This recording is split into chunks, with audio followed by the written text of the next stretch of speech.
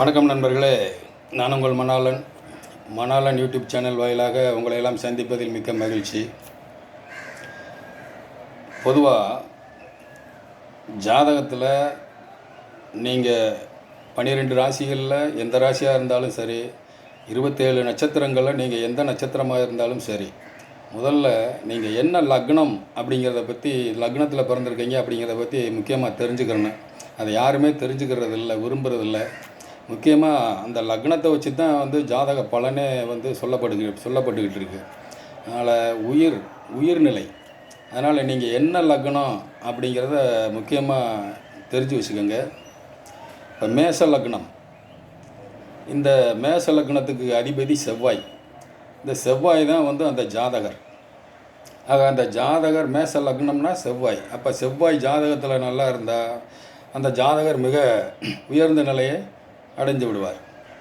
அப்படி பார்க்கும்போது இப்போ செவ்வாய் 12 ராசி கட்டத்துலேயும் எந்தெந்த இடத்துல இருந்தால் என்ன பலன், அப்படி பொதுவான பலன் அப்படின்னு சொல்லி நம்ம பார்ப்போம்.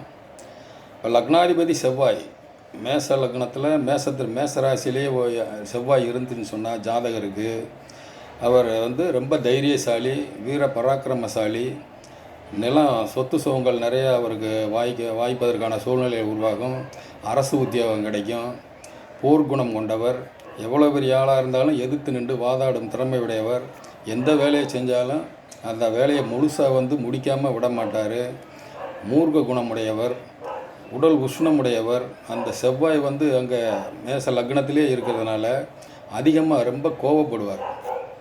அதனால் இது ஜாதகத்தில் செவ்வாய் தன்னுடைய மேச வீட்டிலே இருக்கிறதுனால இது ருசக யோகமாக மாறி ஜாதகருக்கு எல்லா வசதி வாய்ப்புகளையும் கொடுத்துரும். அடுத்து லக்னாதிபதி செவ்வாய் 2வது இடத்துல குடும்பஸ்தானத்தில் இருக்காருன்னு வச்சுங்க. அப்போ அப்படி போகிறது நல்லதில்லை. பேச்சில் வாக்கு ஸ்தானத்தில், பேசுகிற ஸ்தானத்தில், வாக்கு ஸ்தானத்தில், குடும்பஸ்தானத்தில் செவ்வாய் இருக்கிறதுனால இவர் பேச்சில் பிரச்சனையை வளர்த்துக்கிடுவார். அதனால் பேச்சுவார்த்தையில் கொஞ்சம் கவனமாக இந்த லக்னத்தில், மேச லக்னத்தில் பிறந்தவங்க பேசிக்கிறணும். இப்போ லக்னாதிபதி 3வது இடத்துக்கு போகும்பொழுது அங்கே போகிறது அவ்வளோ சிறப்பில்லை. ஜாதகர் யாருடைய தயவும் இல்லாமல், உதவியும் இல்லாமல், தன்னுடைய சொந்த காலில் சுயம்புலிங்க மாதிரி சுயமாக சம்பாரித்து தான் கஷ்டப்பட்டு மேலே வரக்கூடிய சூழ்நிலையில் கொடுத்துரும். இப்போ லக்னாதிபதி செவ்வாய் 4வது இடத்துக்கு கடகராசிக்கு போகிறான்னு சொன்னால் அங்கே செவ்வாய் நீசம். அப்போ நீசம் அடைகிறதுனால கூடவே அப்போ அந்த வண்டி வாகனங்களுக்கு, சொத்து சுகங்களுக்கு, தாயாருக்கு பீடைகளை காமிச்சிடும்.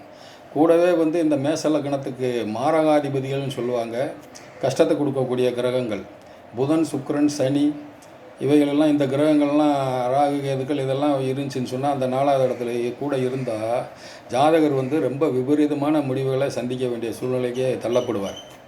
லக்னாதிபதி 5வது இடத்துக்கு போகும்பொழுது அங்கே புத்திர தோஷத்தை காமிக்கும். அப்படிங்கும்போது குழந்தைகள் விஷயத்தில் அவருக்கு பிரச்சனைகள் இருக்குது. ரொம்ப கவனமாக குழந்தைகள் விஷயத்தில் அவர் கவனமாக நடந்துக்கிறணும். இப்போ லக்னாதிபதி 6வது இடத்துக்கு போகிறார். அப்படி போகிறது நல்லதில்லை. அவருக்கு ஏகப்பட்ட நோய் நொடிகள், கடன் பிரச்சனைகள், கோர்ட்டு வம்பு வழக்கு, தீராத பகை, இதையெல்லாம் கொடுத்து தொந்தரவு பண்ணிக்கிட்டு இருக்கோம். லக்னாதிபதி 7வது இடத்துக்கு போகிறார். அப்படி போகும்போது மனைவி வழி சார்ந்து இந்த ஜாதகர் போயிடுவார்.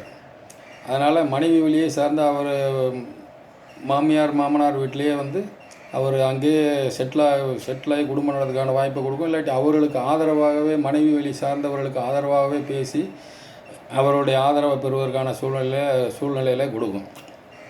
இப்போ லக்னாதிபதி 8வது இடத்துக்கு போகும்போது அங்கே ஆட்சியாக இருக்கிறார். இது 8வது இடத்துக்கு லக்னாதிபதி போவது சிறப்பு கிடையாது. இருந்தாலும் அங்கே ஆட்சியாக இருக்கிறதுனால அவர் வெளியூர், வெளிநாடுன்னு போய் ரொம்ப கஷ்டப்பட்டு, சிரமப்பட்டு அவர் தன்னுடைய வசதி வாய்ப்புகளை எல்லாம், வாழ்க்கை வசதிகளை எல்லாம் பெருக்கிக் கொள்ள வேண்டிய சூழ்நிலைக்கு தள்ளப்படுவார். இருந்தாலும் அடிக்கடி ஏதாவது உடல்நிலையில் உஷ்ணம் சம்மந்தமாக, ரத்தம் சம்மந்தமான கோளாறுகள்லாம், சிறுநீர், நீர்க்கடுப்பு, இந்த மாதிரி பிரச்சனையெல்லாம் அவருக்கு கஷ்டப்படுத்திக்கிட்டு இருக்கும். இப்போ லக்னாதிபதி 9வது இடத்துக்கு போகும்போது இது 8ஆம் ஆதிபத்தியம் செவ்வாய் வாங்கிறதுனால பெற்றோர்களுக்கு சிரமத்தை காமிக்கும். இருந்தாலும் இந்த ஜாதகர் தந்தையின் மீது, பெற்றோர்கள் மீது, தாய் தகப்பனார் மீது ரொம்ப பிரியமாக இருப்பதற்கான சூழ்நிலையில் கொடுத்துரும். அதே மாதிரி லக்னாதிபதி 10வது இடத்துக்கு போகும்போது அங்கே உச்சமடைகிறார். அது ஒரு ருஷப யோகமாக மாறிடும். இருந்தாலும் செவ்வாய் ஒரு சனி வீட்டுக்கு போயிருக்கிறதுனால அங்கே இது ஒரு போர் கிரகமாக இருக்கிறதுனால மூர்க்கத்தனம் முரட்டத்தனம் என்னை விட பெரிய ஆள் யாரும் கிடையாது அப்படிங்கிற மாதிரியான மனநிலையெல்லாம் சூழ்நிலையெல்லாம் அந்த ஜாதகருக்கு கொடுத்துரும். அவரிடத்துல வந்து நம்ம ரொம்ப கவனமாக பேச வேண்டிய சூழ்நிலையில் நாம் தள்ளப்படுவோம். இப்போ 11ஆம் இடத்துக்கு லக்னாதிபதி போகும்பொழுது அது தாயாருடைய ஆயுள் ஸ்தானமாக இருக்கிறதுனால தாய்க்கு பீடை, இந்த ஜாதகருக்கும் தாயாருக்கும் ஆகாது. பொதுவாக முக்கியமாக மூத்த சகோதரர்களுக்கு இது செவ்வாய் அங்கே 11ஆம் இடத்துக்கு போகிறது நல்லதல்ல. லக்னாதிபதி 12ஆம் இடத்துக்கு போகும்போது தவளை தண்ணிக்கு இழுக்க ஓனான் வேலிக்கு இழுத்த கதையாக எந்த முடிவுமே இவரால் சரியாக எடுக்க முடியாமல் திணறுவார். காலப்போக்கில் வெளியூர் வெளிநாடுன்ட்டு போய் அங்கே போய் சம்பாரித்து அங்கிட்டு இந்த பக்கமே வந்து அவர் வாழ்க்கையை அமைச்சிக்கிறதுக்கான சூழ்நிலையில் காமிச்சிடும். மீண்டும் அடுத்த வீடியோவில் சந்திப்போம். வணக்கம்.